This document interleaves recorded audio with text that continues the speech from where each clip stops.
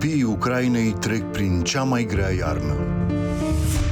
Dar și la minus 20 de grade, copiii Ucrainei sunt supraviețuitori. Organizația Salvați Copiii, alături de Ambasada Ucrainei în România, adună căldură pentru Ucraina.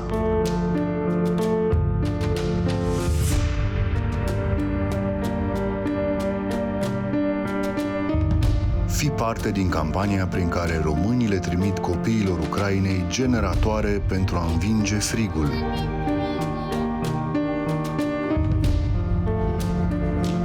Donează acum și schimbă iarna lor în speranță.